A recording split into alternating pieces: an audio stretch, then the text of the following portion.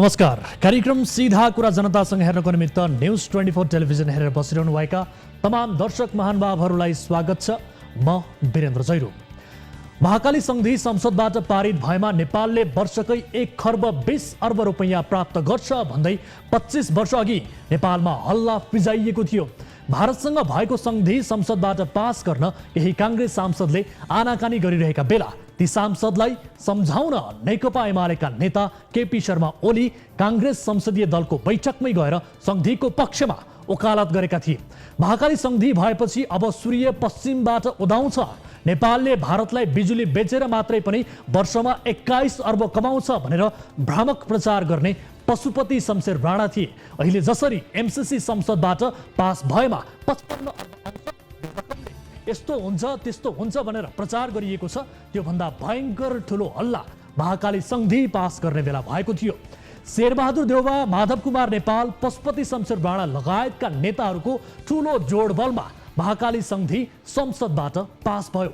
25 वर्ष बित्यो तर न केपी ओलीले भने झै 1 खर्ब 20 अर्ब रुपैयाँ आयो, न पशुपति शमशेर राणाले भने झै सूर्य पश्चिमबाट उदायो। केही पनि भएन। उल्टो महाकालीको पानी माथिको नेपालको हक समाप्त भयो। अहिले महाकालीको पानी 96% भारतले उपभोग गर्छ। 1 खर्ब 20 करोड त ललिपप नै रहेछ। महाकाली सन्धि पछिका 25 वर्षमध्ये 10 वर्ष त चरम लोड सेडिङमा नेपालले बाँच्नु पर्यो। अर्बौं रुपैयाँको बिजुली भारतबाटै आयात गर्नु पर्यो। एक त गरिब देश झन्झन गरिब भयो।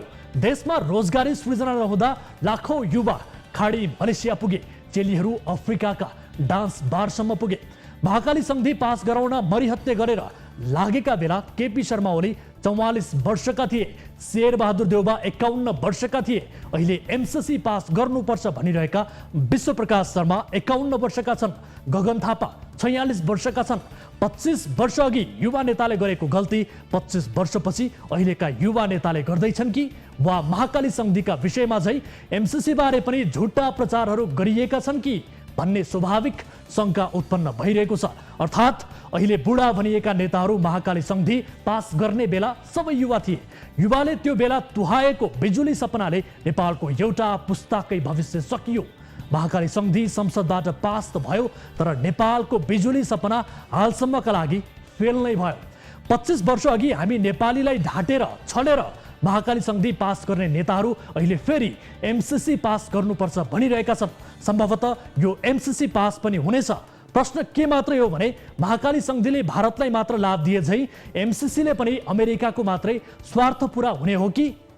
नेपालमा एक थरी नेता बुद्धिजीवी छन् जसले भनिरहेका छन् एमसीसी का केही प्रावधानहरू छन् जो मुलुकको हितमा छैनन्, ती प्रावधानका बुदामा हामी बहस गर्न तयार छौं। अनि अर्को थरी नेता र बुद्धिजीवी छन् जो भनिरहेका छन् एमसीसी पास भए अमेरिकी सेना नेपाल पस्छ भनेर हल्ला फैलाउनेहरूसँग बुदामा छलफल गर्न जरुरी छैन, यसलाई आँखा चिम्लेर पास गर्नुपर्छ। राजनीतिक दलहरू एमसीसी देशको हितमा छ कि छैनन् भनेर टाउको दुखाइरहेका छैनन्। उनीहरू त एमसीसी को विरोध गर्दा राजनीतिक फाइदा हुने देखियो भने विरोध गर्ने, पास गर्दा फाइदा देखिने भयो भने पास गर्ने भूमिकामा छन्। मौसम अनुसार किसानले खेती गरे झै राजनीति गर्नेहरूले पनि विकासका कुरामा, सुधारका कुरामा, निर्माण वा प्रत्येक एजेन्डामा खेती गर्ने गरेका छन्। त्यो पनि राजनीतिको खेती। नेकपा हुँदै वा भनौं पार्टी नफुट्दै एमसीसी संशोधन गरेर मात्रै पास गर्ने निर्णय भइसकेको थियो। तर 4-5 महिनामा माहौल सकारात्मक बनाउँछौं र पास गर्छौं भनेर माओवादी अध्यक्ष प्रचण्ड समेतले अमेरिकालाई पत्र लेखे। एमसीसी संशोधन गरेर पास गर्नुपर्छ भन्ने अभिव्यक्ति दिएका कांग्रेस महामन्त्री गगन थापाको पनि अहिले बोली फेरियो।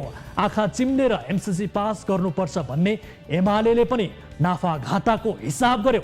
यस्तो हिसाब व्यापारमा गरिन्छ। देशको नीति र भविष्यसँग जोडिएको विषयमा अछुवा कूटनीति, मनलाग्दी अभिव्यक्ति, कच्चा शैली अवलम्बन गर्ने हक कसैलाई पनि छैन। एमसीसी सम्झौता पास नभएर आकाश नखस्ला, पास भए पनि धरती नफाट्ला, तर हाम्रो देशका राजनीतिज्ञहरूले देखाएको यो शैली परिपक्व देखिएन। राणाहरूले समेत नगरेका सन्धि सम्झौता गरेर कोशी, गण्डकी, महाकाली भारतलाई बुझाउनेहरूले फेरि अर्को राष्ट्रघात गर्लान् कि भन्ने डरले हामीलाई सधैँ सताइरहेको छ। आउनु सुरु गरौँ जनताको चासो, गुनासो र प्रश्न सहितको विशेष कार्यक्रम सीधा कुरा जनतासँग। लाइफ बोय, हात धुने समयका साथमा लाइफ बोय।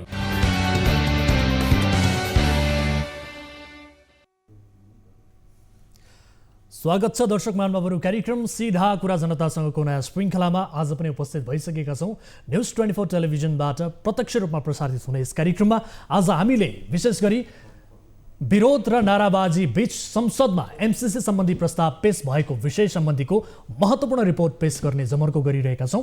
र विशेष गरी एमसीसी प्रकरणमा संसदीय गतिविधिमा सामेल दलका नेताको भूमिकाका विषयमा समेत ठूलो प्रश्न चिन्ह खडा भएको स्थिति छ र यस विषयमा थप कुराकानी गर्ने प्रयास पनि आजको कार्यक्रममा गर्नेछौँ। र त्यस्तै पश्चिम नेपालको भविष्यसँग जोडिएको माथिल्लो कर्णाली आयोजनाको विषयमा पनि एक विशेष रिपोर्ट हामी पेश गर्नेछौँ। 14 वर्षदेखि आयोजना अन्यलमा छ, म्याद थप्दै योजना ओगट्ने काम मात्रै भएको छ। यो विषयको रिपोर्ट आजको कार्यक्रममा हामी प्रस्तुत गर्नेछौँ। र त्यस्तै केही दिन अघिको कार्यक्रममा शाश्वत सहकारी संस्थाले निक्षेपकर्ताहरूलाई ठगेको विषयमा रिपोर्टिङ गरेका थियौँ। निक्षेपकर्ताहरूले करोडौँ रकम बुझाएको उक्त सहकारीका सञ्चालक बेपत्ता भएका थिए र बेपत्ता भएका ती सहकारीका सञ्चालक अन्ततः प्रहरीको फन्दामा परेका छन् र सहकारी सञ्चालकबाट पीडित बनेका सहकारीका अन्य कर्मचारीहरू पनि हाम्रो सम्पर्कमा आएका छन्। यो विषयको फलोअप रिपोर्ट आजको कार्यक्रममा हामी प्रस्तुत गर्नेछौँ। र त्यस्तै कैलालीको एक विद्यालयमा भएको अनियमितताको प्रसङ्गसहितको रिपोर्ट पनि हामीसँग छ, जुन विद्यालयको आन्तरिक स्रोतबाट लाखौँ आम्दानी भइरहेको छ, तर त्यो आम्दानी भएको रकम कहाँ खर्च भयो कसैलाई समेत पत्तो छैन। यस विषयको रिपोर्ट पनि आजको कार्यक्रममा हामीसँग छ। यसबाहेक तपाईँ दर्शक महानुभावहरूसँगको प्रत्यक्ष कुराकानीमा हामी जोडिनेछौँ, जसका लागि हामीले हाम्रो टोल फ्री नम्बर 1660112424, यसै गरी एनसेल नम्बर 9801572424 र एनटिसी अर्थात् भाइबर नम्बर 9884011037 तपाईका लागि खुला गरिसकेका छौँ। देश विदेश जहाँ जस्तो सुकै अवस्थामा हुनुहुन्छ, कुनै अन्यायमा पर्नु भएको छ, कुनै पीडामा हुनुहुन्छ, कुनै पनि समस्या भोगिरहनु भएको छ भने तपाईँले आफ्ना समस्याहरू, आफ्ना दुःख पीडाहरू हामी समक्ष कार्यक्रममा प्रत्यक्ष रूपमा सहभागिता जनाएर राख्न सक्नुहुनेछ भन्दै कार्यक्रमको सुरुवात गरौँ हाम्रो नियमित स्तम्भ ताली र गालीबाट। यसअघि हामीले सोधेको प्रश्न थियो, एमसीसीका सम्बन्धमा उत्पन्न विवाद दलहरू बीचको संवादबाट निरूपण हुन सक्छ भन्नेले तालीमा र सक्दैन भन्नेले गालीमा भोट गर्नुपर्ने थियो, जसअनुसार 39.54% अर्थात् 240 जनाले तालीमा र 68.46% अर्थात् 521 जनाले गालीमा मत जाहेर गर्नुभएको छ। दर्शक महानुभावहरू, ताली र गालीका लागि अब आजको प्रश्न यहाँहरू समक्ष राख्न चाहन्छु। एमसीसीको विपक्षमा नेकपा माओवादी केन्द्र र समाजवादी उभिए भने पक्षमा मतदान गर्न नेकपा एमाले तयार हुन्छ भन्नेले तालीमा र हुँदैन भन्नेले गालीमा भोट गर्नुहोला। हाम्रो पात्रको एप्लिकेसनमा गएर ताली र गालीका लागि भोट गर्न सक्नुहुनेछ र भोटिङ सुरु हुन्छ। अब आजको पहिलो अनि महत्त्वपूर्ण विषय, संशोधन बिना एमसीसी प्रस्ताव अघि बढाउन हुँदैन भन्ने दलहरू अन्ततः अडान छाड्दै संसदमा पेश गर्न तयार भएका छन्। बहुविवादित एमसीसी सम्झौता अनुमोदनका लागि संसदमा पेश भएको छ। जनविरोधका कारण 32 महिनादेखि अड्किएको एमसीसी प्रस्ताव फागुन 16 भित्र पास नभए रद्द गर्ने एमसीसीकी उपाध्यक्ष फातिमा जेड सुमारको स्पष्टोक्ति र एमसीसी पास नभए चीनको प्रभाव हो भन्ने बुझ्ने भन्दै अमेरिकी सहायक विदेश मन्त्री डोनाल्ड लूको धम्कीपछि सत्ता साझेदार दलहरू हच्किए। यसैबीच चीनले नेपालमा अमेरिकाले जबरजस्तीवाला कूटनीतिक अख्तियार गरेको भन्दै आपत्ति समेत जनायो। नेपालको आन्तरिक कारण भन्दा पनि यसपटक एमसीसीको मामिलामा विदेशी दबाव प्रबल देखियो। आइतबार संसदमा एमसीसी पेश भइरहँदा संसदमा अलोकतान्त्रिक राजनीतिक व्यवहार देखियो भने नयाँ बानेश्वर क्षेत्र त युद्धस्थल जस्तो देखियो। विशेष रिपोर्ट हेर्नुहोस्।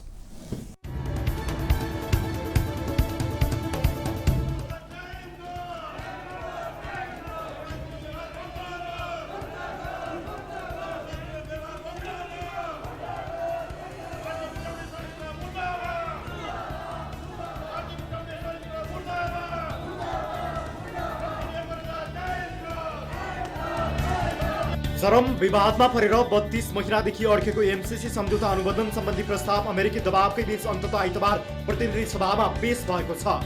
एमसीसी पेश भइरहँदा संसदभित्र नाराबाजी र विरोध भयो भने बाहिर नयाँ बानेश्वर क्षेत्र रणमैदान झैँ बन्न पुग्यो।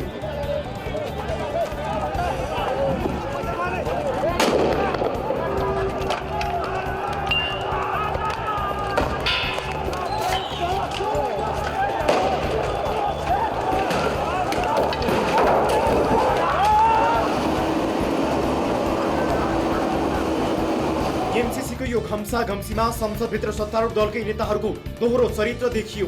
संसद बाहिर प्रहरी र एमसीसी विरोधीहरूबीच दोहोरो हानाहान चल्यो। बेजुली बजार क्षेत्रमा एमसीसी विरोधीहरूमाथि प्रहरीले रबरको गोली नै चलायो।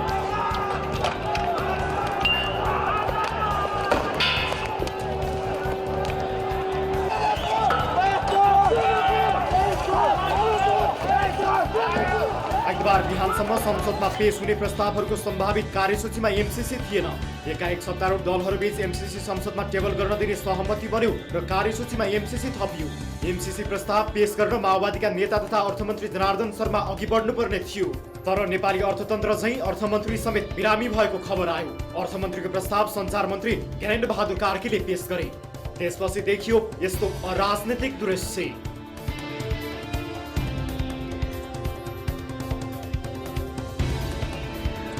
एमसीसी संसदमा टेबल गर्न दिने भनेर सत्तारूढ गठबन्धनका दलहरूले सहमति गरेका थिए। गठबन्धनको बैठकमा एमसीसी टेबल गर्न तयार भएका राजनैतिक दलका नेताहरू चाहिँ संसदमा कसैले उभिएर संसद अवरोध गर्न खोजे, कसैले नाराबाजी गरे, कोही रोस्टम घेर्न पुगे। एमसीसी प्रस्ताव संसदमा पेश गर्न दिने भनेर माओवादी केन्द्रका अध्यक्ष पुष्पकमल दाहाल प्रचण्ड सहमत भइसक्दा कार्यव्यवस्था परामर्श समितिको बैठकमा माओवादी केन्द्रका प्रमुख सचेतक देव गुरुङ सहित 3 जनाले लिखित असहमति जनाए। नेकपा माओवादी केन्द्रले चाहिँ नेकपा एकीकृत समाजवादीले पनि एमसीसीमा दोहोरो चरित्र देखाएको छ। संसदमा पेश गर्न दिने तर पास गर्न समर्थन नहुने भनेर अध्यक्ष माधव कुमार नेपालले अभिव्यक्ति दिएका छन्। पास गर्ने कुरामा हाम्रो समर्थन छ। सरकार के हुन्छ त अब? सरकार जे हुन्छ हुन्छ। बिना संशोधन एमसीसी पेश, प्रचण्ड र झलनाथको अनौठो शैली। एमसीसी सम्झौता संशोधन बिना पास गर्न नसकिने अडानमा रहेको नेकपा माओवादी केन्द्रले आफ्नो अडान छाडेको छ। अध्यक्ष प्रचण्डले आइतबारको संसदमा आफ्नो सिटमै बसेर समर्थन जनाए भने उनका पार्टीका अन्य सांसद विरोधमा उत्रिए। अर्कोतिर नेकपा एकीकृत समाजवादीले संसदमा पेश गर्न सहमति जनायो, तर समाजवादीका सम्मानित नेता झलनाथ खनाल रोस्टम घेर्न पुगे। एमसीसी संसदमा प्रधानमन्त्री देउबा खुसी। एमसीसी संसदमा पेश भएपछि प्रधानमन्त्री शेरबहादुर देउबा खुसी देखिएका छन्। सत्ता गठबन्धनका प्रमुख 2 दल नेकपा माओवादी केन्द्र र समाजवादीले पास गर्ने कुरामा आफ्नो दलको सहमति नहुने बताइरहँदा प्रधानमन्त्री देउबा चाहिँ एमसीसी पास हुनेमा आशावादी देखिए।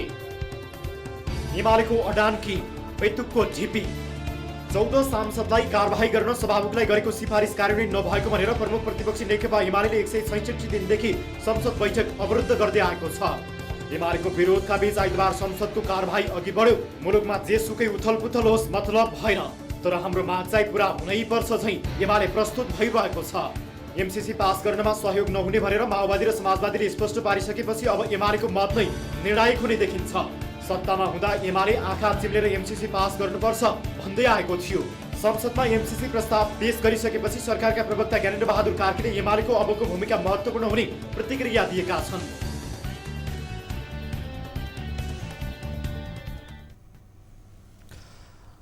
दर्शक महानुभावहरू, आज दिनभरको परिदृश्य रिपोर्ट मार्फत हामीले देखाएका छौँ। दिनभर संसद बाहिर भित्र तनावग्रस्त जुन किसिमको दृश्य देखियो रिपोर्ट मार्फत हामीले देखाएका छौँ। र यसै विषयमा कुराकानी गर्नका लागि हामीले टेलिफोन सम्पर्कमा कुराकानी गर्ने तय गरेका छौँ। विशेष गरी पूर्व प्रधानमन्त्री तथा नेकपा एकीकृत समाजवादीका सम्मानित नेता झलनाथ खनालज्यूसँग उहाँसँग हामी कुराकानी गर्ने प्रयास गरिरहेका छौँ। र यति बेला हामीसँग उहाँसँग कुरा गर्नु अघि यस विषयमा थप कुराकानी गर्नका लागि जोडिनु भएको छ नेकपा मालेका महासचिव सीपी मैनाली हाम्रो सम्पर्कमा हुनुहुन्छ। उहाँसँग यसबारे कुराकानी गरौँ, त्यस पछाडि हामी झलनाथ खनालज्यूसँग पनि कुराकानी गर्ने प्रयास गर्नेछौँ। मैनालीजी, यहाँलाई स्वागत छ कार्यक्रम सीधा कुरा जनतासँगमा। बहुत धन्यवाद। हजुर, अब आज जुन किसिमको परिदृश्य देखियो, अब यो परिदृश्य स्वाभाविक हो कि अथवा के हो? किनभने सत्ता साझेदार दलहरूको पनि एक किसिमको दोहोरो चरित्र यहाँ देखियो। संसदीय व्यवस्थामा चाहिँ यो स्वाभाविक हो कि अथवा के हो सर, यसबारे बताइदिनुहोस् त। वास्तवमा यो अवसरवादी दोहोरो चरित्र देखिरहेको छ होइन। पहिलेदेखि नै यस विषयमा पनि अब सम्बन्धित एमसीसी को ठाउँमा एक ढङ्गले कुरा गर्ने, अब जनताको अगाडि अर्को ढङ्गको कुरा गर्ने र जुन तरिका गर्दै आइएको थियो, अहिले पनि अब जुन त्यसैको अर्को रूप यहाँ देखा परेको म ठान्दछु होइन। अब विरोधका कुराहरू पनि छन्, तर त्यसलाई सहजै अब सदनमा दर्ता गर्ने र त्यसलाई पारित गर्ने अभ्यास पनि खेल्न गइरहेको देखिन्छ। हजुर, अब यो विषय यति धेरै गिजोलियो किन? यो गिजोलिन आवश्यक थियो कि अथवा के थियो? तपाईँको बुझाइ चाहिँ के हो, बताइदिनुहोस् न। वास्तवमा यो एउटा सामान्य एमसिसी एउटा सामान्य भनौँ न विकास निर्माणको परियोजना मात्रै भएको भए जनतामा यत्रो विरोध हुने थिएन। यो संयुक्त राज्य अमेरिकाको एउटा सैनिक रणनीतिसँग जोडिएको विषय भएकोले नै नेपाली जनताले जब यो बुझे तब यसको विरोध हुँदै आएको हो। र विकास निर्माणका ती हात्तीका देखाउने दाँत देखाएर त्यसलाई उल्लेख गरेर यहाँका भनौँ न नेताहरूले त्यो एउटा स्वार्थले प्रेरित भएर त्यो कुरालाई अप्नाउन चाहन्छन्, जनतालाई झुक्याइरहेका छन्। त्यो विकास निर्माणको योजना मात्रै हो। वास्तवमा यो आइपिएससँग हिन्द पेसिफिक रणनीतिसँग जोडिएर आएको हुनाले नै देशको निम्ति घातक र अस्वीकार्य विषय हो। हजुर, अब नेपालका नेताहरूले चाहिँ अमेरिकालाई पठाएको पत्र र सँगसँगै अमेरिकाका जो हुनुहुन्छ सहायक विदेश मन्त्री डोनाल्ड लूको धम्की नेताहरूलाई र सँगसँगै विशेष गरी यो विषय चाहिँ अलिकति कच्चा जस्तो लाग्दैन, यो कूटनीतिक त्यस सँगसँगै चीनले समेत नेपालमा चाहिँ चीनको समेत प्रभाव देखिएको भन्ने किसिमका कुराहरू आइरहेको छन्। यो परिस्थितिलाई हेर्दाखेरि नेपालको कूटनीतिक निकै कमजोर कच्चा देखियो जस्तो लाग्दैन तपाईँलाई? अवश्य नै। वास्तवमा नेपाल अहिले जुन ढङ्गले स्वतन्त्र सार्वभौमिक भएर यहाँसम्म आएको छ, यसको निम्ति विगतकालमा असंलग्न नीति लिएर नै नेपालले आफ्नो स्वतन्त्रता र अस्तित्व जोगाउँदै आएको हो।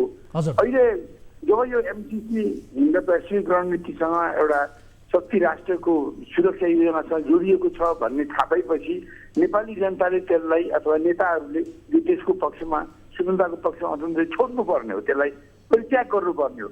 अब त्यसो नगरेर अहिले उनीहरू जुन ढङ्गले एउटा शक्ति राष्ट्रको पछाडि त्यससँग गुटबन्दी गर्न र त्यससँग संलग्न भएर आन्तरिक र बाह्य द्वन्द्वमा फस्न खोजिरहेका छन्। बहुत दुःखद कुरा हो।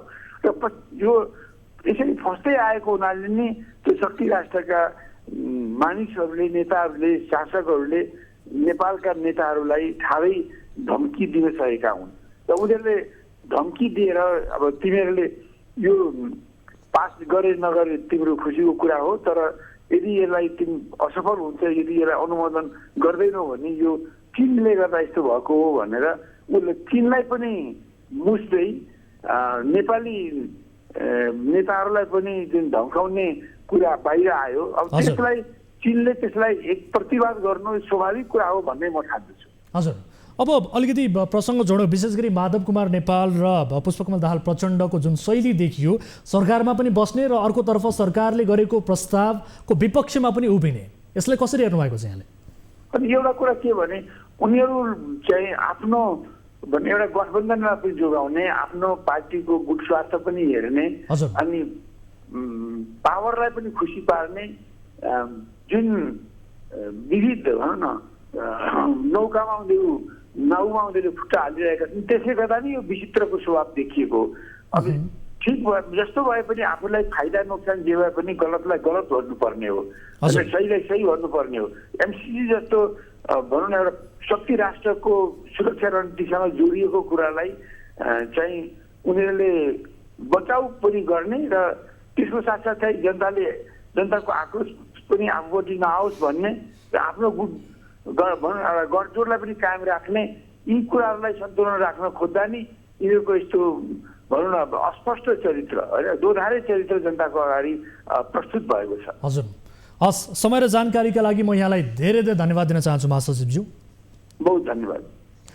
दर्शक महानुभावहरू, हामीले कुराकानी गऱ्यौँ नेकपा मालेका महासचिव सीपी मैनालीसँग, यस विषयमा कुराकानी गऱ्यौँ। यति बेला फेरि हामी यसै विषयमा थप कुराकानी गर्ने कोसिस गरिरहेका छौँ। विशेष गरी नेकपा एकीकृत समाजवादीका जो हुनुहुन्छ सम्मानित नेता, उहाँसँग हामी कुराकानी गर्ने प्रयास गरिरहेका छौँ, झलनाथ खनालसँग। र यो विषयमा थप कुराकानी गर्न यति बेला हामीसँग टेलिफोन सम्पर्कमा जोडिनु भएको छ पूर्व प्रधानमन्त्री तथा नेकपा एकीकृत समाजवादीका सम्मानित नेता झलनाथ खनाल हाम्रो टेलिफोन सम्पर्कमा हुनुहुन्छ। सर, यहाँलाई स्वागत छ कार्यक्रम सीधा कुरा जनतासँगमा। सुन्दै हुनुहुन्छ? हजुर हजुर हजुर, यहाँलाई स्वागत छ कार्यक्रम सीधा कुरा जनतासँगमा। हजुर, अब एमसीसी संसदमा टेबल गर्न नेकपा एकीकृत समाजवादीका अध्यक्ष माधव कुमार नेपाल समेत सहमत हुनुभएको भन्ने कुरा बाहिरियो, तर त्यही पार्टीको तपाईँहरू चाहिँ रोस्टम घेरा गर्न पुग्नुभयो सर, यस्तो किन भयो? हजुर, अब यो एमसीसी टेबल गर्ने कुराहरूमा विभिन्न साथीभाइहरू लाग्नुभयो नै होइन। हजुर, यो एमसीसी सम्झौता टेबल गर्नुपर्ने विषय नै होइन। यो एमसीसी सम्झौता कुनै अन्तर्राष्ट्रिय सन्धि पनि होइन, सम्झौता पनि होइन। यो नितान्त एउटा करार सम्झौता मात्रै हो। त्यो पनि दुईटा निगम, अमेरिकाको एउटा निगम र त्यस्तै अब नेपालको पनि त्यो ढङ्गले चाहिँ गरिएको एउटा सम्झौता हो। त्यो सम्झौतालाई अन्तर्राष्ट्रिय सन्धि र सम्झौताको धरातलमा राखेर जुन ढङ्गले चाहिँ नि यो संसदबाट चाहिँ अनुमोदन गर्ने कुराहरू राखियो, यसले नेपालको इतिहासमा एउटा गलत र गम्भीर रूपले खतरनाक एउटा चाहिँ नजिर बसाउने काम भएको छ र यसबाट नेपालका अन्तर्राष्ट्रिय सहयोग र सम्बन्धहरूमा एउटा जटिल परिस्थिति चाहिँ सिर्जना हुने कुरा सुनिश्चित छ र यसमा जो झुकेका छन् र झुकेर नेपाललाई यो एउटा चाहिँ ट्र्यापभित्र चाहिँ हाल्ने काम गरेका छन्, त्यो चाहिँ दुःखद कुरा भएको छ र यसरी त्यो टेबल गर्नुपर्ने विषय नै होइन भन्ने मलाई लाग्छ। हजुर, अब काङ्ग्रेसका महामन्त्री तथा सांसद गगन थापाले माओवादी र समाजवादीले दोहोरो चरित्र देखाए भन्ने किसिमको टिप्पणी गर्नुभयो। विशेष गरी अब समाजवादीमा तपाईँको विरोध मात्रैले, तपाईँले सुरुवाती दिनदेखि यसमा स्ट्यान्ड लिइरहनु भएको छ, अब तपाईँको यो स्ट्यान्ड, तपाईँको विरोधले मात्रै पार्टीको साख जोगाउन सक्ला त? होइन, हाम्रो पार्टी नेकपा एकीकृत समाजवादी वास्तवमा चाहिँ नि यसरी टेबल गर्ने पक्षमा छँदै थिएन। हजुर, हामीले हिजै मात्र पनि स्थायी समितिको बैठक गरेका छौँ। त्यो बैठकबाट एउटा कार्यपत्र अर्थात् एउटा चाहिँ प्रतिवेदन नै हामीले पास गरेका छौँ के हो एमसीसी भन्ने बारेमा। त्यसो हुनाले त्यसले हामी चाहिँ त्यो टेबल गर्न दिने भन्ने खालको कुनै कुरै छैन। हामीले पास गर्दाखेरि टेबल गर्न दिने भन्ने खालको कुरा पनि पास गरे होइनौँ र टेबल योग्यको चिज यो हुँदै होइन। यो त अमेरिकी दबावको आधारमा हाम्रो देशका केही नेताहरू झुकेर गरेको कुरा मात्रै हो यो। हजुर, त्यसो हुनाले यो आफैमा एउटा दुःखद घटनाक्रम हो। त्यसैले मैले त्यो संसदको भवनबाट बाहिर निस्किने बित्तिकै मिडियालाई भनेको छु, आजको दिन एउटा लज्जाको दिन हो। हजुर, अब प्रधानमन्त्री शेरबहादुर देउवाले त्यसो भए बलमिच्याइ गर्नुभएको हो त, मुडेबल देखाउनु भएको हो त संसदसम्म लानलाई? किनभने अर्कोतिर यो गठबन्धनमा सहमति जुट्यो भन्ने किसिमका खबरहरू पनि आइरहेका थिए, के भन्नुहुन्छ? अब यो सहमति भनेको केही नेताहरूको बिचमा जुटेको होला, तर पार्टीहरूको बिचमा जुटेको नेताको सम्पूर्ण निर्देशनमा मात्रै पार्टी चल्दैन। कमिटीको निर्देशनमा पार्टी चल्छ।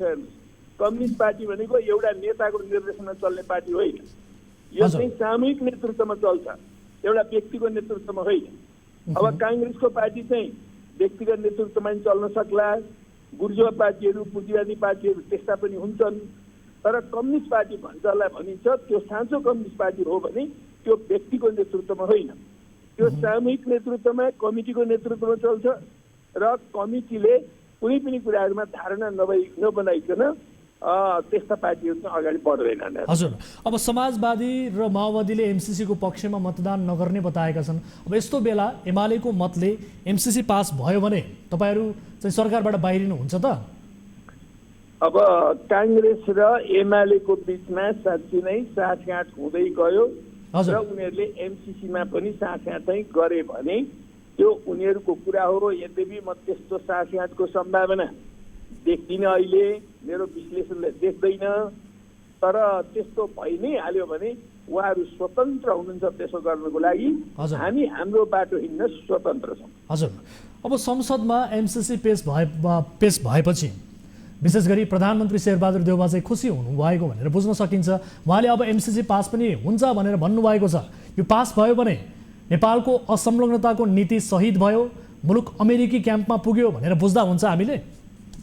अब निसन्देह नै यो कुरा हामीले यो एमसीसी सम्झौता पास भयो भने नेपाल चाहिँ अमेरिकी सुरक्षा छाता मुनि पुग्छ र नेपालको असंलग्नता पनि समाप्त हुन्छ, नेपालको पञ्चशीलको सिद्धान्त पनि समाप्त हुन्छ। केही काङ्ग्रेसी नेताहरूले हुँदैन भनेर होइन, त्यो सम्झौतामै त्यस्ता प्रावधानहरू छन् त्यो प्रावधानहरूले ती सबै सिद्धान्तहरू मूर्छित हुन्छन्। त्यसो हुँदाखेरि नेपाल चाहिँ नि अमेरिकी शिखरको क्याम्पभित्र पर्यो भन्ने खालको एउटा अवस्था चाहिँ आउँछ र हाम्रो देशको स्वतन्त्रता, सार्वभौम सत्ता, क्षेत्रीय अखण्डता र हाम्रो स्वतन्त्र जो परराष्ट्र नीति छ यी सबै खतरामा पर्न थाल्छन्। ठिक छ, मानौ अब एमसिसी संसदबाट पास भएन भने अमेरिकाले नेपाल नीति कसरी पुनर्विचार गर्न सक्ला? तपाईँको बुझाइ चाहिँ के छ यसमा? अब अमेरिकाको पनि अब सबै कुनै गभर्मेन्टले बोलेको भन्दा पनि एउटा सहायक विदेश मन्त्रीले अस्ति धम्क्याएका छन्। यदि तिमीहरूले यो चाहिँ नि एमसिसीलाई चाहिँ नि ठिक ढङ्गले हेर्दैनौ भने अथवा यसलाई फेल गर्छौ भने हामी नेपाल नीति पनि पुनर्विचार गर्छौँ भनेर त्यो डोनाल्ड लुले भनेर नेपालको कान्तिपुर पत्रिकाले छापेको छ। अरू विभिन्न नेताहरूसँग पनि उनले फोन गरेका रहेछन्। ती फोन गर्दा ती नेताहरूलाई पनि त्यस्तै केही भरिया छन् भन्ने कुराहरू आएको छ। तर सिङ्गो अमेरिकी सरकारले नै त्यति धेरै धम्क्याएको जस्तो मलाई लाग्दैन। त्यो एउटा व्यक्तिले धम्क्याएको होला। त्यति धम्कीको आधारमा अमेरिकाले नेपालसँगको सम्बन्धलाई नै पुनर्विचार गर्छ भन्ने मलाई चाहिँ विश्वास छैन। किनभने अमेरिकाको जो विश्व रणनीति छ त्यो विश्व रणनीतिले नेपालको आवश्यकता त्यत्तिकै कारणले समाप्त हुन्छ भन्ने मलाई लाग्दैन। तर अब त्यसो नै गरेछ भने पनि अमेरिकाको विरोध गरिरहेका मुलुकहरू पनि यो विश्वमा मजासँगले बाँचिरहेका छन्, अगाडि बढिरहेका छन्, प्रगति गरिरहेका छन्, विश्वव्यापी रूपमा आफ्ना प्रभाव समेत बढाइरहेका छन्। त्यसो हुनाले हामीलाई धाक र धम्कीले होइन, हामी त मित्रताको मात्रै खाँचो छ हामीलाई। धाक र धम्की कसैले दिन्छ भने त्यसका सामु नेपाल कहिल्यै झुक्दैन भन्ने कुरा बुझ्नुपर्छ। एकाध नेताहरू झुक्न सक्छन्, बिक्न पनि सक्छन्, तर नेपाली जनता बिक्नेवाला पनि छैनन्, झुक्नेवाला पनि छैनन्। किनभने नेपाली जनता भनेको वीर अमरसिंह थापा, वीर भक्ति थापा, वीर बलभद्र सिंह कुँवर जस्ता नेताहरूका सन्ततिहरू हुन्। ठिक छ, अब अन्तिममा फेरि मैले एउटा प्रश्न यहाँ अलिकति स्पष्ट रूपमा हुनका लागि स्पष्ट जवाब आउँछ कि भन्ने अपेक्षाले म तपाईँलाई सोध्न चाहन्छु। यदि अब तपाईँहरूले मत दिनु भएन तर पनि एमसिसी पास भयो भने तपाईँहरू सरकारबाट बाहिरिनुहुन्छ त? अलिकति स्पष्ट हुने गरी जनतालाई बुझ्ने गरी भनिदिनुहोस् त। होइन, हामीलाई जब यो एमसिसी मुद्दामा चाहिँ नि सम्झौतामा चाहिँ नि हामीलाई मतदान गर्नुपर्ने स्थिति आउँछ भने मतदानबाट पनि हामी यसलाई चाहिँ नि अस्वीकृत गर्नको लागि हामी प्रयत्न चलाउने नै छौँ। तर त्यति गर्दाखेरि पनि भएन, त्यो पास गर्ने नै स्थितिमा पुगेर नेपालसँग चाहिँ नि एउटा नेपाल र अमेरिकाका बिचको अलगै किसिमको एउटा चाहिँ नि परिस्थिति सिर्जना भयो भने स्वाभाविक रूपले हामीले सरकारमा बस्ने नैतिक आधार समाप्त हुन्छ। हस्, समय र जानकारीका लागि म यहाँलाई धेरै धेरै धन्यवाद दिन चाहन्छु। हस्, धन्यवाद। दर्शक महानुभावहरू, एमसिसी प्रकरण पछिल्लो समय निकै तातिएको छ, पेचिलो बनिरहेको छ यो विषय र आज त विभिन्न किसिमका नाराबाजी विरोधका बीच पनि संसदमा एमसिसी टेबल भएको छ र यही विषयमा आज हामीले कुराकानी गऱ्यौँ र महत्त्वपूर्ण रिपोर्ट समेत यहाँहरू समक्ष प्रस्तुत गरेका छौँ। र विशेष गरी एमसिसी प्रकरणमा अहिले संसदीय गतिविधिमा सामेल दलका नेताहरूको यो दोहोरो भूमिका, दोहोरो चरित्रमा समेत विभिन्न किसिमका टिका टिप्पणीहरू भइरहेका छन्, बहस भइरहेका छन्। जसोतसो एमसिसी संसदमा टेबल भएको स्थिति छ। अब के हुन्छ यसबारेको अपडेट फलोअप पक्कै पनि हामी दर्शकहरूलाई गराउनेछौँ। यद्यपि दिनहुँ जस्तो सडकमा प्रदर्शन भइरहेको स्थिति छ, यसबारेको फलोअप हामी हाम्रा विभिन्न किसिमका न्युज बुलेटिन मार्फत पनि यहाँहरूलाई देखाउने नै छौँ। अब अर्को विषयतर्फ यहाँहरूको ध्यानाकर्षण गराउन चाहन्छु। 14 वर्ष भयो भारतको GMR कम्पनीले माथिल्लो कर्णाली आयोजना ओगटेर राखेको, न बनाउँछ न त छोड्छ। पश्चिम नेपालको भविष्यसँग जोडिएको यो आयोजनामा भइरहेको ढिलासुस्ती कुनै पनि कोणबाट स्वाभाविक लाग्दैन, तर भइरहेको छ यस्तै। माथिल्लो कर्णालीबाट 4180 मेगावाट विद्युत उत्पादन गर्न सकिन्थ्यो, तर 900 मेगावाट मात्रै विद्युत उत्पादन गर्ने योजना बनाइयो। योजना बन्यो, निर्माणको जिम्मेवारी पनि तोकियो, तर निर्माण गर्ने कुनै सुरसार छैन। नेपालमा त सरकार पनि कस्तो भने यस्तो कम्पनीका लागि अनन्तकालसम्म म्याद थप्ने रणनीतिमा छ। यति बेला सरकार, यो विशेष रिपोर्ट हेर्नुहोस्। माथिल्लो कर्णाली जलविद्युत आयोजनाको लगानी जुटाउने म्याद थपेको विषयले नेपालको ऊर्जा क्षेत्र तरङ्गित भएको छ। यो जलविद्युत आयोजना निर्माणको जिम्मेवारी 14 वर्ष अघि भारतीय कम्पनी गान्धी मल्लिकार्जुन राव जीएमआरले पाएको थियो। सम्झौता अनुसार 2 वर्षमा लगानी जुटाउने र अर्को 5 वर्षभित्रमा बिजुली उत्पादन नै गरिसक्नुपर्ने थियो। तर अहिले 14 वर्ष बित्यो, जीएमआरले यो आयोजना ओगटी मात्रै रहेको छ। अहिलेसम्म लगानी जुटाउन सकेको छैन। तर प्रत्येक सरकारहरूले जीएमआरलाई लगानी जुटाउने समय थपेर आयोजनालाई चरम ढिलासुस्तीको शिकार बनाएको भनेर टिप्पणी हुन थालेको छ। 900 मेगावाटको माथिल्लो कर्णालीमा सरकारले जीएमआरलाई जहिले बनाए पनि हुन्छ भने चाहिँ समय दिइरहेको छ। दोस्रो पटक प्रधानमन्त्री भएको बेला पुष्पकमल दाहाल प्रचण्ड र चौथो पटक प्रधानमन्त्री भएको बेला शेरबहादुर देउवाले जीएमआरका लागि लगानी जुटाउने समय थपेका थिए, जस अनुसार 75 असोज 2 गतेसम्म लगानी जुटाइसक्नुपर्ने थियो। लगानी जुटाउने समय सकिएपछि स्वतः सम्झौता रद्द गरेर सरकार अघि बढ्नुपर्नेमा सरकार यसरी मौन बसेथ्यो कि मानौ जीएमआर यो आयोजना जहिले बनाउन पनि स्वतन्त्र छ। प्रति मेगावाट 14 करोड हाराहारीमा लगानी पर्ने माथिल्लो कर्णालीका लागि लगानी जुटाउने म्याद थप्ने कि नथप्ने भन्ने सम्बन्धमा सरकारले राष्ट्रिय योजना आयोगका उपाध्यक्ष डाक्टर विष्णु पौडेलको संयोजकत्वमा 45 दिनभित्र सुझाव पेश गर्न अध्ययन समिति बनाएको थियो।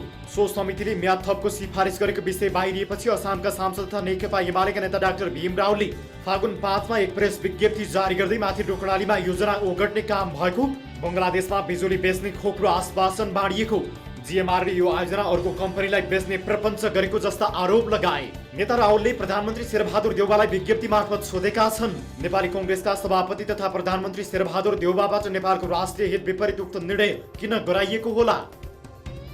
लगानी बोर्ड भन्छ म्याद थपको कुरा थाहा छैन।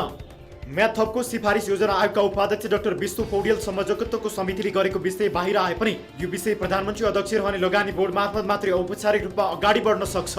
लगानी बोर्डका प्रवक्ता भगवान अर्यालले यो विषय बोर्ड समक्ष आई नसकेको जानकारी दिएका छन्। प्रवक्ता अर्यालले माथिल्लो कर्णालीको म्याद थपको विषयमा योजना आयोगका उपाध्यक्षको संयोजकत्वमा समिति बनेको र त्यो समितिको रिपोर्ट आएपछि मात्रै यसबारे केही भन्न सकिने उल्लेख गरे।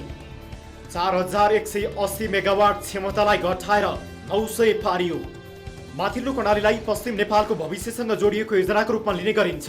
जलाशययुक्त बनाएर यस योजनालाई 4180 मेगावाट विद्युत उत्पादन गर्ने कृषि र खानेपानी समेतको बहुउद्देश्य योजनामा लैजान सकिन्थ्यो।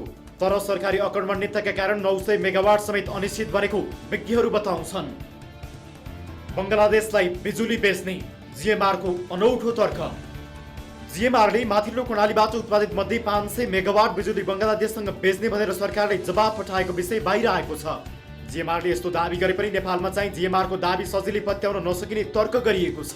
किनभने भने बङ्गलादेशलाई बिजुली बेच्न नेपाल, भारत र बङ्गलादेश बीच त्रिपक्षीय सम्झौता हुनुपर्छ। हालसम्म त्यस्तो सम्झौता भइसकेको छैन। दर्शकहरू, यस विषयमा थप कुराकानी गर्नका लागि हाम्रो टेलिफोन सम्पर्कमा जोडिनु भएको छ प्रभावित जिल्ला अछामका काङ्ग्रेस सांसद रामबहादुर बिष्ट। माननीयज्यू, यहाँलाई स्वागत छ कार्यक्रम सीधा कुरा जनतासँगमा। धन्यवाद हजुर। अब माथिल्लो कर्णाली जलविद्युत आयोजना बन्ने भन्दै प्रत्येक सरकारहरूले चाहिँ म्याद थप मात्रै गरिरहेका छन्। योजनाको निर्माण स्थल अछाममै हो, जुन तपाईँको गृह जिल्ला पनि हो। योजना ओगटेर म्याद मात्रै थप गर्ने काम सरकारले गरे जस्तो लाग्दैन सर? यस विषयमा तपाईँको बुझाइ चाहिँ के हो? ठिक भन्नुभयो तपाईँले। यो अप्पर कर्णाली जलविद्युत आयोजना अछाम जिल्लामा नै निर्माण हुने हो, मेरै क्षेत्रमा पनि पर्छ। हजुर। 900 मेगावाट विद्युत उत्पादन हुने यो एकदमै महत्त्वपूर्ण योजना हो। यो कमसेकम अब नेपाल सरकार र जीएमआर कम्पनीको बिचमा जुन सम्झौता भएको थियो, त्यो सम्झौता भएको पनि आज चाहिँ 14 वर्ष भइसक्यो। र मैले सुनेको अब यो जीएमआर कम्पनीले यो योजना चाहिँ अरूलाई बेच्दैछ, बङ्गलादेशमा कसैलाई दिँदैछ भन्ने पनि सुनिएको थियो। अनि त्यहाँ जग्गाको मुआवजा पनि नदिएको अवस्था छ, अहिले पूर्ण रूपमा दिइसकेको छैन, लथालिङ्ग अवस्थामा छ।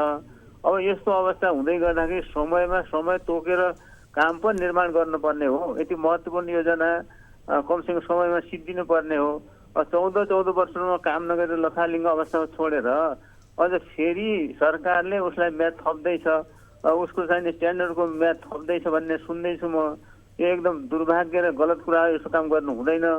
नेपाल सरकारले आफै बनाउन सक्ने योजना किन त्यो चाहिँ कामै नलाग्ने त्यो कम्पनीसँग सम्झौता गरेर यो लथालिङ्ग अवस्थामा छोडेको छ, यो मैले बुझिराख्न सकेँ। हेर्नुहोस् है, अब नेपालको बिजुली भारतमा बेच्ने टुङ्गो छैन, बङ्गलादेशलाई बेच्नेसम्मका सपना छन्, कुनै पनि ठोस रूपमा पुरा भएका छैनन्।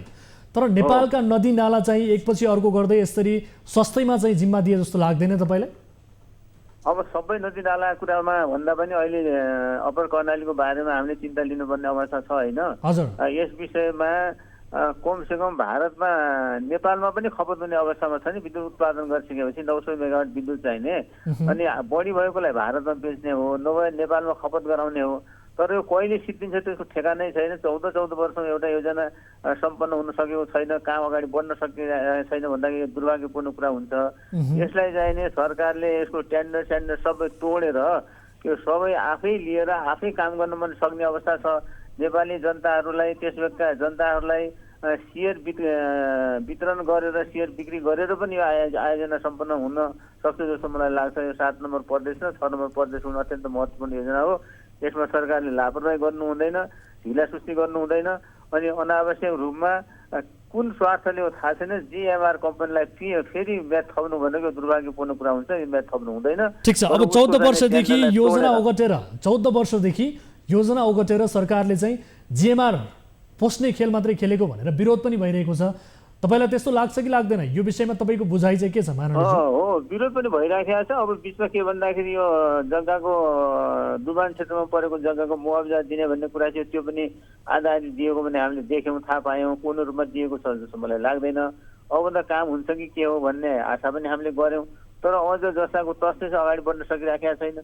अब यसमा किन ढिलासुस्ती भयो बुझ्न सकिएको छैन। यसमा छिटोभन्दा छिटो यसबाट मुक्ति पाएर यसको टेन्डर तोडफोड गरेर अनि अर्कोलाई दिने हो कि अथवा आफै गर्ने हो, सरकारले जिम्मा लिनुपर्छ र त्यहाँको जनताको उज्जवल भविष्यमाथि खेलवाड गर्नुहुन्न भन्ने म आफ्नो कुरा राख्न चाहन्छु। अब यति बेला सरकार पनि तपाईँकै छ, तपाईँकै पार्टीको सरकार छ, तर पनि तपाईँ भनिरहनु भएको छ सरकारले चाहिँ यसलाई जिम्मेवारीका साथ लिनुपर्छ भनेर भनिरहनु भएको छ। तर तपाईँहरूले चाहिँ आफ्नो प्रभावित जिल्लाकै हिसाबले, त्यही जिल्लाको हिसाबले सरकारलाई दिनुपर्ने दबाब दिइरहनु भएको छ कि छैन, पुगिरहेको छ कि छैन, के हो अवस्था? सरकारलाई के भन्न चाहनुहुन्छ? यस्तो छ, अहिले जुन सरकार बन्यो यही सरकारले मात्र गर्नुपर्छ मैले भनिराखेको छैन। यो सम्झौता भएपछि धेरै सरकारहरू बन्यो, त्यो सबै सरकारको जिम्मेवारी कुरो दायित्वको कुरा पनि हो। किन भन्दाखेरि विद्युत त नेपालीलाई चाहिने हो, नेपाली जनतालाई चाहिने हो, यो कुनै काङ्ग्रेसलाई मात्र चाहिने कुरा होइन। तर त्यो जो सरकार आयो भने त्यसमा विशेष ध्यान नदिएको देखियो। अहिलेको सरकारले चुनावसम्म गराएपछि काफी कुरा हुन्छ, यसले छोटो पिरियडमा केही कामै गर्न सक्दैन होइन। यो सरकारलाई चुनावमा जाने हो, अब यसले काम गर्न सकेन, यसले मात्र गर्न सकेन भन्ने कुरा होइन। यो सरकारले ध्यान चाहिँ दिनुपर्छ अनि उसलाई चाहिने अनावश्यक रूपमा समय थप्ने काम गर्नु हुँदैन। जुनसुकै सरकार आए पनि महत्त्वपूर्ण योजना चाहिँ सबभन्दा सस्तो बन्न सक्ने यो योजना छ, यसमा किन ध्यान पुगेको छैन यो अब अचम्म लाग्दो कुरा छ। यसलाई विशेष किसिमले ध्यान दिएर छिटोभन्दा छिटो कसरी निर्माण हुन सक्छ अनि सरकारले आफै गरेर निर्माण गर्न सक्ने अवस्था छ अथवा टेन्डर खोलेर अरू राम्रो मान्छेले दिन पनि सकिन्छ। यस्तातर्फ सरकारले विशेष खालको पहल गर्नुपर्छ भनेर हामीले भनि नै राखेका छौँ, घरघुचाइ गरिराखेका छौँ। ठिक छ माननीयज्यू, अब तपाईँ प्रभावित जिल्लाकै जनप्रतिनिधि हुनुहुन्छ, मैले बारम्बार भनिरहेको छु। तर त्यहाँका तपाईँका स्थानीयले, तपाईँका नागरिकहरूले यो आयोजना कहिले बन्छ माननीयज्यू भनेर सोध्यो भने तपाईँको उत्तर चाहिँ के हुन्छ? त्यही त सुरुमा हामीले त बन्दैछ भनेर उहाँहरूलाई कुरा पनि गऱ्यौँ, त्यो झुटा आश्वासन दिए जस्तो भयो। किनभने त्यति ठुलो योजना, त्यति ठुलो अब सम्झौता गरिएको कार्यक्रम हो। सरकार, नेपाल सरकार र यो जिएमआर कम्पनीको बिचमा त्यस्तो सम्झौता भएको छिटो हुन्छ भनेर हामीले प्रचार पनि गऱ्यौँ। अनि मुआवजा दिन थाल्यो, अब त हुन्छ भन्ने त्यतातर्फ पनि हामी लाग्यौँ। अब त्यो पनि त्यत्तिकै छोडिदिएर अहिले त जनता एकदम निराश भएर अब हुन्छ भनेर हामीले भन्दाखेरि विश्वास नगर्ने अवस्था भइसकेको छ। यो त अब हामीले मात्र होइन, स्वयं सरकारले पनि जान्नुपर्ने अवस्था छ। जोसुकै सरकार आए पनि यसलाई विशेष किसिमले ध्यान दिनुपर्ने हो। त्यो भइराखेको छैन, यो गलत काम भइराखेको छ सरकारको तर्फबाट।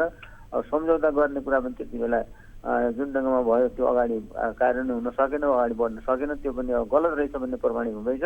त्यसकारण यसलाई गम्भीरतापूर्वक हेरेर सोचेर अनि सरकारले आफै पनि जिम्मा लिन सक्छ, आफै गर्न सक्ने योजना पनि रहेछ। यो धेरै राम्रो खालको योजना पनि रहेछ।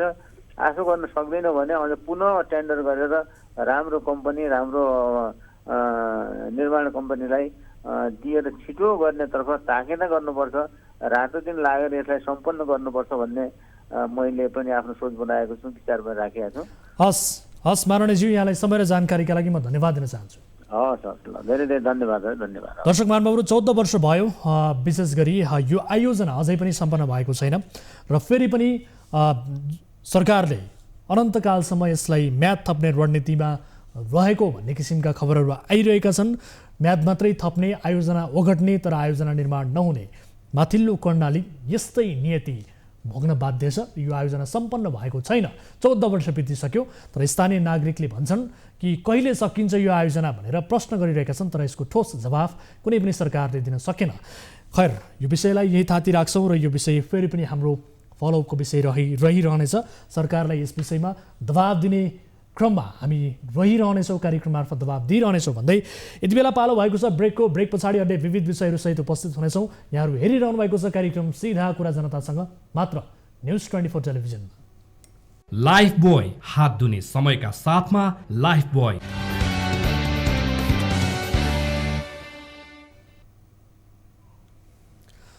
ब्रेकपछि स्वागत छ दर्शकहरू। कार्यक्रम सिधा कुरा जनतासँगमा विशेष गरी आम नागरिकसँग प्रत्यक्ष सरोकार राख्ने विषयहरूलाई कार्यक्रममा समावेश गर्दै ती विषयहरूको समाधान खोज्ने क्रम निरन्तर जारी छ। अब आजको अर्को विषयतर्फ लिएर जान चाहन्छु। कैलालीमा एउटा विद्यालय छ जसको आन्तरिक स्रोतबाटै लाखौँ आय भइरहेको देखिन्छ। आय भए पनि व्यय कहाँ हुन्छ धेरैलाई पत्तै छैन। विद्यालयको जमिनमा प्रतिष्ठित भनिएकाहरूले नै कब्जा जमाएका छन्। भाडा लगाउन बनाइएका सटरहरूको भाडा नतिरी बस्नेहरू धेरै छन्। कैलालीको राष्ट्रिय माविको सम्पत्ति जसले सक्छ उसैले उपभोग गरिरहेको छ। कैलालीबाट टिभी जर्नलिस्ट सुशील ढुङ्गानाले पठाएको यो रिपोर्ट हेर्नुहोस्। कैलालीको घोडागुडी नगरपालिका वडा नम्बर 1 सुखडमा पर्ने राष्ट्रिय माध्यमिक विद्यालयको मासिक आम्दानी लाखौं छ, तर यो आम्दानी कहाँ पुग्छ धेरैले थाहा नै पाउँदैनन्। विद्यालयको आयमा अनियमितता हुने गरेको स्थानीयको दाबी छ। विद्यालयमा आन्तरिक स्रोत र विभिन्न क्षेत्रबाट अनुदान स्वरूप लाखौं रकम विद्यालय व्यवस्थापन समिति र प्राध्यापकले हिनामिना गर्दै आएको स्थानीयको आरोप छ। यस्तै विद्यालयको नाममा दर्ता श्रेष्ठ कायम रहेको सुखड बजारको पूर्वपट्टिका 2 बिघा 8 कट्ठा जग्गा विभिन्न नाममा कब्जा गरेको वर्षौं बितेको छ। यस क्षेत्रका प्रतिष्ठित व्यक्तिहरूले नै विद्यालयको जग्गा कब्जा गरेका छन्। यसका साथै विद्यालयले आफ्नै लगानीमा व्यावसायिक प्रायोजनका लागि सटरहरू निर्माण गरेर भाडामा लगाइएको 32वटा सटरहरूमध्ये अधिकांशले भाडा नै तिर्दैनन्। विद्यालयको अतिक्रमित जग्गा खाली गराउन नसक्नु र भाडामा दिइएका सटरहरूबाट रकम उठाउन नसक्नुको प्रमुख कारण नै विद्यालयको आर्थिक अनियमिततासँग जोडिएको छ। विद्यालय प्रशासनले विद्यालयको रकम हिनामिना गरेको र उक्त हर हिसाब सार्वजनिक नभएसम्म भाडा नबुझाउने धेरै जस्तो व्यापारीहरूले बताउँदै आएका छन्। यता निर्माणाधीन विशेष विद्यालयको भवन 3 वर्षदेखि अलपत्र छ। सुदूरपश्चिम प्रदेश स्तरीय भवन निर्माणको लागि राष्ट्रिय माध्यमिक विद्यालय सुखड 4 वर्ष पहिला फरक क्षमता भएका विद्यार्थीको लागि सुविधा सम्पन्न भवन निर्माणको लागि छनौटमा परेको थियो। 2075 सालमा निर्माण थालिएको उक्त भवनको शिलान्यास बाहेक अरू केही हुन सकेको छैन। निश्चित बजेट नै नतोकी आवश्यकता अनुसार रकम खर्च गर्न सकिने भनिएको उक्त भवन निर्माणमा करिब 90 करोड खर्च हुने आकलन तत्कालीन समयमा गरिएको थियो। उक्त भवनको शिलान्यासमा पनि अनियमितता भएको स्थानीयको आरोप छ। उक्त भवनको शिलान्यास तत्कालीन शिक्षा मन्त्री गृहराजमणि पोखरेलले गरेका थिए। अहिले निर्माणको लागि आएको 50 लाखमा पनि अनियमितता भएको स्थानीयको आरोप छ। यो बजेटको बारेमा पहिला छानबिन हुन्छ, नत्र नै हामी ठाउँमा जान्छौँ, निकायमा अख्तियारमा जान्छौँ हैन। हामी यसको विषयमा हामी चाँडै अब भनौँ न मिडिया सामु हामी आफ्नो कुरा राख्दैछौँ बासिन्दाको हिसाबले। 2075 सालमा भवन निर्माणको लागि 2 करोड बजेट विद्यालयको नाममा निकासा आइसकेको छ। काम केही भएको छैन। भवन निर्माणमा 50 लाख खर्च भएको विद्यालयमा बिल भरपाई पेश गरिएका छन्, तर अहिले पनि जग्गा नपाएको कारण काम हुन नसकेको विद्यालयका प्रधानाध्यापक बताउँछन्। जग्गा नै नभए 50 लाख कहाँ र केमा खर्च गरियो छानबिन गर्नुपर्ने स्थानीयको माग छ। तपाईँ आम जनताहरूको आँखा छलेर यिनीहरूले एकदमै भ्रष्टाचार गरेको कुराहरू तपाईँहरूले देखिरहनु भएको छ। यो हामीहरूको यो के अरे विशेष विद्यालय बन्ने भनेर यहाँ ढुङ्गाहरू ल्याएको छ। तपाईँहरूको यो मान्छेहरूको बस्ती र घरै पुरै टोटल रूपमा चाहिँ तपाईँको जोखिम हुने गरेर हामी यहाँ दुःखी छौँ। यो के काम हुनुपर्ने, के काम अब सुरुवात नगर्नुपर्ने, यो बस्तीलाई जोखिम गरेर उहाँहरूले चाहिँ छोड्न मिल्दैन। विभिन्न विकास योजनामा कमिसन खोजेको भनेर घोडागुडी नगरपालिकाका पदाधिकारीमाथि पनि टिप्पणी हुने गरेको छ। पटक पटक विभिन्न योजनाहरूमा घोडागुडी नगरपालिका प्रमुख प्रशासकीय अधिकृत, इन्जिनियर, जनप्रतिनिधिहरू, उपभोक्ता समितिका पदाधिकारी र ठेकेदार मिलेर कमिसन खाने र योजनाहरू अलपत्र पार्ने गरेको आरोप स्थानीयले लगाएका छन्। केही यस्ता आरोप पुष्टि समेत भएका छन्, तर अख्तियार दुरुपयोग अनुसन्धान आयोग लगायत माथिल्ला निकायहरूले ध्यान नदिएको भन्दै स्थानीयको आक्रोश समेत पोखेका छन्। र यहाँ सब नापजाप जोगतोल सब उहाँहरूले गर्नुभयो र काम स्थापना पनि गर्नुभयो। आएर आज बिचमा रोकआउट भयो र यहाँका बस्तीहरूलाई विशाल दुःख कठिनाइ भइरहेको छ। त्रास जलतरास खतरामा परिरहेका छन्। 3 वर्ष अघि निर्माण थालिएको भवन सम्पन्न भई कक्षा सञ्चालन हुनुपर्ने थियो, तर विद्यालय प्रशासनले जग्गा अभावका कारण निर्माण सम्पन्न नभएको दाबी गर्दै आएको छ। यस्तै विद्यालयले डिपिआर आवत जावत खर्च र अन्य गरी हालसम्म 50 लाख खर्च भएको जनाएको छ। बिल भरपाई अनुसारको उनीहरूले मूल्याङ्कन गर्छ, मूल्याङ्कन गरे भने उति रकमको मात्र खाता फुक्वा गर्छ। त्यसैले बाहिर जुन हल्ला गरे जो खायो भने खाने चान्सेस छैन। भवन निर्माणका लागि पर्याप्त बजेट पाएको विद्यालयले घोडागोडी नगरपालिकाले समेत कमिसनको सेटिङमा 20 लाख अनुदान दिएको भनेर चर्चा भइरहेको छ। नगरपालिकाको बजेटमा सुरु भएका योजनामा समेत चासो नदिएको र कतिपय जरुरी सूचना समेत जानकारीमा नराखेको देखिन्छ। अनुगमन गर्न मिल्छ हामीले, त्यसको छानबिन छानबिन पनि हुन्छ, नहुने भन्ने कुरो भएन। 33 लाख रुपियाँ त विद्यालयले खर्च गरे होला, हामीले गरेनौँ होइन। अर्को विद्यालयले खर्च गरे होला, हामीले त विद्यालयलाई अनुदान दिएको 20 लाख। त्यो अनुसार उहाँहरूले के खर्च गर्नुभएको छ भनेर हाम्रो अनुगमन हुन्छ। 200 विद्यार्थी क्षमता रहेको उक्त विद्यालयको सुविधा सम्पन्न भवन समयमा नभन्दा फरक क्षमता भएका विद्यार्थीहरू मर्कामा परेका छन्। राष्ट्रिय मावि सुखडमा विगत लामो समयदेखि फरक क्षमता भएका विद्यार्थीहरूलाई खाना बस्न व्यवस्थासहित पठन पाठन गराइँदै आएको छ। अहिले विद्यालयमा फरक क्षमता भएका 22 जना विद्यार्थी मात्रै पढ्दै आएका छन्। दर्शकहरू, यस विषयमा थप कुराकानी गर्नका लागि जोडिनु भएको छ राष्ट्रिय माविका प्रधानाध्यापक राम छबिला चौधरी हाम्रो सम्पर्कमा हुनुहुन्छ। चौधरी सर, यहाँलाई स्वागत छ कार्यक्रम सीधा कुरा जनतासँगमा। हेलो, यहाँलाई स्वागत छ कार्यक्रममा, सुन्दै हुनुहुन्छ? हजुर हजुर हजुर, अब विद्यालयमा अनियमितता भएको, आन्तरिक स्रोतबाट चाहिँ लाखौँ रकम आय भएको तर खर्चको हिसाब किताब नभएको, भवन निर्माण अलपत्र परेको कयौँ विषयहरू छन्। विशेष गरी सटरहरू भाडामा दिएर ती भाडाका खर्चहरू नउठाएको, उठेका पनि कहाँ खर्च गरियो भनेर हिसाब नदेखाएको, कहाँबाट प्रश्न सुरु गरौँ सर? विद्यालयमा यो हदसम्मको व्यथिति किन भयो?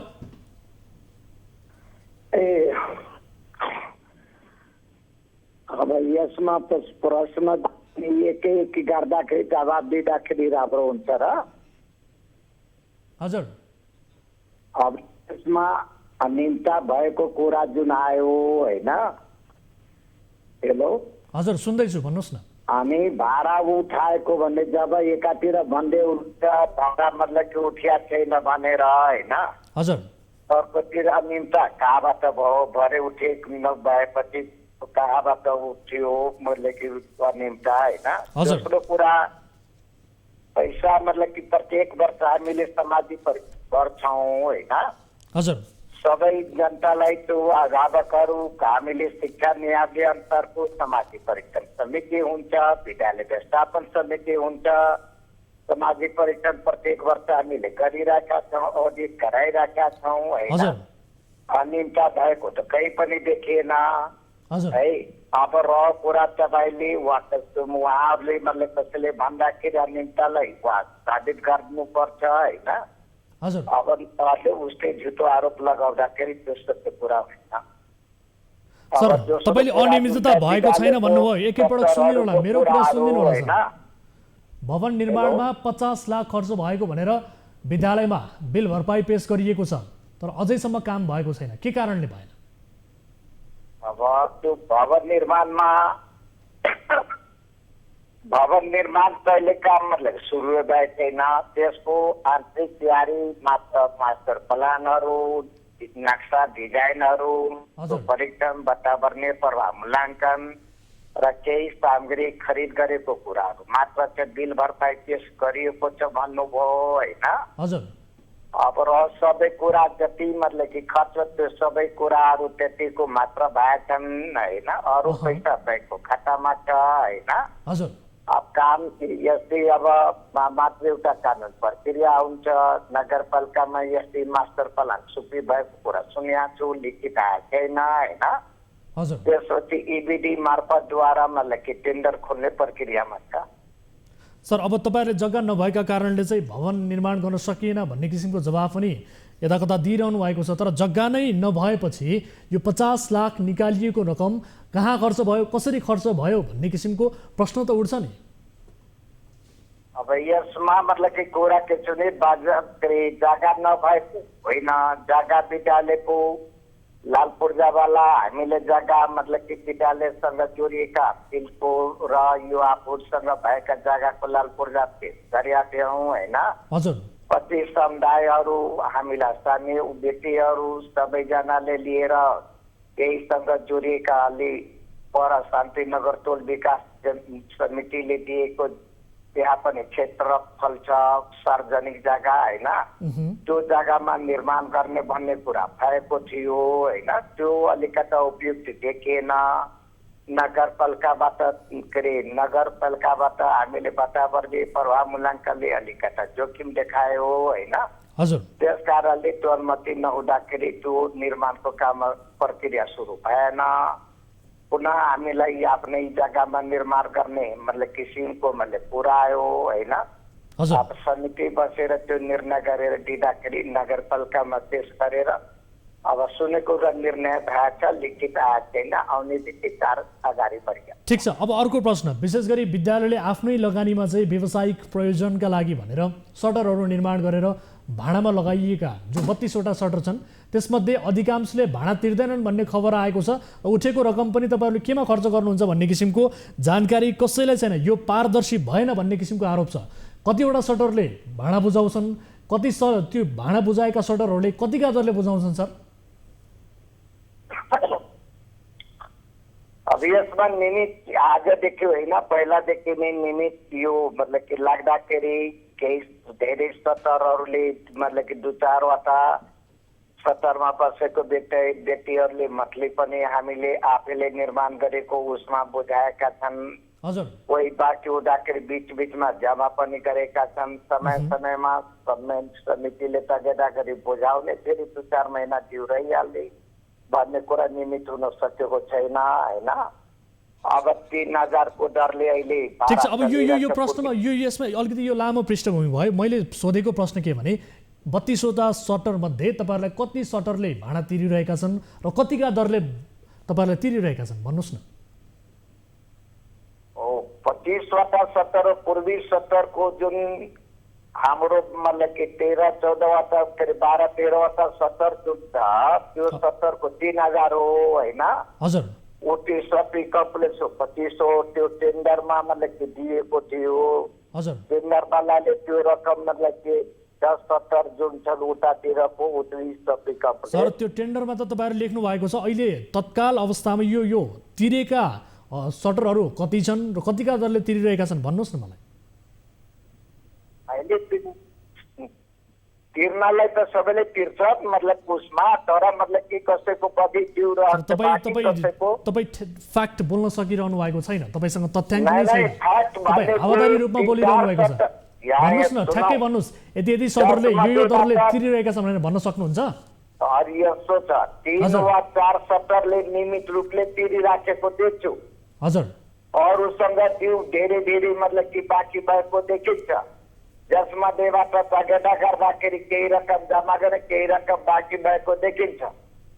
है सटरहरूसँग पनि अब यकिन त छैन। दिउँसो यदि फोन गरेको भए जुन त्यो मैले लिस्ट कुन सटरसँग कति छ भने यस्तै पनि दिएको थिएँ, अहिले पनि हामीले निकालेका छौँ। सामाजिक परीक्षण पनि फेरि भइरहेछ, त्यसमा पनि त्यो कुरा आइहाल्छ विवरण कुन सटरसँग कति बाँकी छ भन्ने यकिन त्यहाँबाट आइहाल्छ। अनि यी हिसाब किताब तपाईँहरूले सार्वजनिक गर्ने हो कि लुकाएर राख्ने हो त? कति उठ्यो, कति खर्च भयो, कहाँ खर्च भयो भनेर त तपाईँले सार्वजनिक गर्नु पर्यो नि। यो त पारदर्शिता तपाईँहरूले देखाउनु पर्यो नि सर। लुकाएर राख्ने हो यस्ता हिसाब किताबहरू? वर्ष भइराखेको हुन्छ मतलब कि उसमा सामाजिक परीक्षण नियम के हुन्छ भने हामीले बनाएका राखेका अडिट रिपोर्टमा पनि राखेका छौँ। सामाजिक परीक्षण समितिले पनि त्यो लिस्ट निकालेका छन् होइन। त्यसलाई मतलब कि अभिभावकहरूसँग समक्ष मतलब कि अभिभावक बेलामा पेश गर्नुपर्ने हुन्छ होइन। त्यस कारणले गर्दाखेरि सामाजिक परीक्षण काम चल्दैछ, त्यो मतलब कि हुने बित्तिकै हामीले सार्वजनिक गर्छौँ। ठिक छ। अब अन्तिम प्रश्न म तपाईँलाई गर्न चाहन्छु। जस्तो विद्यालयको नाममा दर्ता रहेको जुन सुखड बजारको पूर्वपट्टिका 2 बिघा 8 कट्टा जुन जमिन छ, यो विभिन्न नाममा चाहिँ कब्जा गरेको वर्षौँ बितिसकेका छन्। यस क्षेत्रका प्रतिष्ठित व्यक्तिहरूले नै विद्यालयको जग्गा कब्जा गरेको भनेर सूचना आइरहेको छ। तपाईँहरूले चाहिँ यसलाई हटाउन किन सक्नु भएन? किन चाहिँ मुखदर्शक बनिरहनु भएको? अब यसमा कुरा के भने यो विगतदेखि कुरा हो होइन। हजुर, विगत हामीले समितिले पनि धेरै प्रयास गरौँ। तत्कालीन अहिले भर्खरै हाम्रो जुन तदर समिति नगरपालिकाले बनाइदिनु भएको थियो, उहाँले पनि वार्डाध्यक्षले संयोजकमा हुनुहुन्छ होइन। अनि त्यो मतलब कि त्यो समितिले पनि बिचमा हामीले कति पटक पहल गऱ्यौँ। बिचमा पुरानो समितिले डिस्ट्रिब्युसन केही व्यक्ति केही व्यापारीहरूले जम्मा पनि गर्नुभयो बिना प्याकेजमा होइन। र केही मतलब कि उसमा मतलब गरेर म पहिलादेखि भने आफूले विद्यालयले यो जग्गा नापी गर्दा पनि मेरो भनेर हत खासेर मतलब दिन उहाँहरूले जम्मा गर्नु भएको छैन। अब पुनः समिति गठन हुन्छ, त्यसको लागि आफूले पहल अगाडि बढाइ नै राखेका छौँ। हस्, समय र जानकारीका लागि धन्यवाद दिन चाहन्छु। दर्शक महानुभावहरू, यस विद्यालयको विषयमा हामीले यसअघि पनि रिपोर्ट प्रसारण गरेका थियौँ कार्यक्रममा र यो विषयलाई हामी निरन्तर रूपमा फलोअप गर्नेछौँ। लहरो तान्दा पहरो आयो भने जस्तै यो विद्यालयका व्यतिथिहरू एकपछि अर्को गर्दै बाहिर आइरहेको स्थिति छ। यो हाम्रो फलोअपको विषय रहनेछ। विद्यालयमा यो हदसम्मको व्यतिथि सुहाउँदैन, सोही कारण पनि यो हाम्रो प्राथमिकतामा परेको छ। यो विषयलाई हामी निरन्तर रूपमा फलोअप गर्नेछौँ भन्दै यति बेला कोही दर्शक हामीसँग जोडिनु भएको छ, उहाँसँग हामी कुराकानी गरौँ। नमस्कार, को बोल्दै हुनुहुन्छ, कहाँबाट? नमस्कार हजुर, म अहिले युएईको आबुधाबीबाट कुरा गरिरहेको छु। युएईबाट के समस्यामा पर्नुभयो, के का लागि सम्पर्क गर्नुभयो? यो खासमा मेरो समस्या भन्दाखेरि चाहिँ त्यो अस्ति जुन तपाईँको 24 तारिक भिजिट भिसा सबै बन्द गरियो नि, जुन दलालहरूले फसाएर जति नेपालीहरूको विचित अलपत्र पर्यो भनेर, त्यसमा चाहिँ भिजिट भिसा बन्द गरेपछि त्यहाँनिर 8 बुदा निकालियो। जुन बुदामा चाहिँ हामी जस्तो मान्छे समेटिएन भन्नाले जुन अलरेडी युएईमा जो मान्छे बसेको छ, जसले आफ्नो फ्यामिलीलाई भिजिट भिसा पठाएको हुन्छ नि, उनीहरूलाई शुद्ध रोकिए। हजुर। अनि त्यसमा चाहिँ मैले के गरेको थिएँ नि, मेरो फ्यामिलीलाई मैले भिजिट भिसा पठाएको थिएँ र कानुनी कागजात जुन चाहिनु पर्ने हो त्यो सबै डकुमेन्ट्सहरू प्लस नाता प्रमाणितहरू सबै गरिसकेको छ, तर पनि भिजिट भिसा बन्द भनेर आउन दिएको छैन। कहिलेदेखि ट्राई गर्दै हुनुहुन्छ तपाईँहरू? यो अलरेडी अब मेरो भिसा सकिन लागिसक्यो, एक्सपायर पनि हुन्छ है। ए हजुर। बन्द हुन लाग्यो तपाईँको आज सायद 21 दिन भयो कि 22 दिन भयो, झन्डै लगभग अब 1 महिना हुन लाग्यो होइन। हजुर हो। अनि त्यसकै लागि अब जुन आजसम्म कुनै पनि परिवारले स्पोन्सर गरेको भिसामा अलपत्र त परेका थिएनन् नि होइन। अनि यो भिजिट भिसा बन्द गर्नेको नाममा परिवारले पठाएको भिजिट भिसालाई पनि बन्द गर्नु चाहिँ उचित लागेन मलाई। अब म जस्तो मान्छेले त दुःख पाएँ नि होइन। अनि अब अर्को तपाईँको कुरा भन्नुहुन्छ नि 8 बुदामा बिरामी हुनुपर्ने, सधैँ मान्छे कसरी बिरामी भन्नु आफ्नो फ्यामिलीले बनाउन। हस्, तपाईँको बारेमा तपाईँको जुन कन्सर्न छ, तपाईँको जुन गुनासो छ, यसबारेमा हामी बुझ्ने कोसिस पक्कै पनि गर्नेछौँ र तपाईँले अन्य जो यस किसिमका समस्यामा पर्नुभएको छ उहाँहरूको पनि प्रतिनिधित्व गर्दै यो गुनासो गर्नुभएको छ। म समय र जानकारीका लागि धन्यवाद दिन चाहन्छु र यस विषयमा हामी बुझेर पक्कै पनि तपाईँलाई मद्दत गर्ने कोसिस हुनेछ हाम्रो तर्फबाट। थप जानकारी दिने प्रयास हाम्रो रहनेछ। समय र जानकारीका लागि धन्यवाद। हजुर धन्यवाद, थ्याङ्क यू। दर्शक महानुभावहरू, उहाँसँगको यो कुराकानी सँगसँगै आजलाई कार्यक्रम सीधा कुरा जनतासँगको निर्धारित समय पनि सकिएको छ। शाश्वत सहकारी सम्बन्धीको फलोअप रिपोर्ट हामीसँग बाँकी नै थियो। विशेष गरी यो सहकारी संस्था सम्बन्धी रिपोर्ट प्रसारण गरेसँगै पीडितहरूको गुनासो हामीले कार्यक्रममा समेटेसँगै सहकारी संस्थाका सञ्चालक प्रहरीको फन्दामा परेका छन्, अर्थात् पक्राउ परेका छन्। यो विषयको रिपोर्ट हामी आगामी श्रृङ्खलामा प्रस्तुत गर्नेछौँ। आज समय अभावका कारण यो विषयलाई प्रस्तुत गर्न अन्य विविध विषयहरू कार्यक्रममा समावेश थिए। यी विषयहरू प्रस्तुत गर्दै त्यसको फलोअप गर्दै समाधान खोज्दै जानेछौँ भन्दै आजका लागि कार्यक्रम सीधा कुरा जनतासँगबाट म वीरेन्द्र जैरू बिदा हुन्छु। नमस्कार।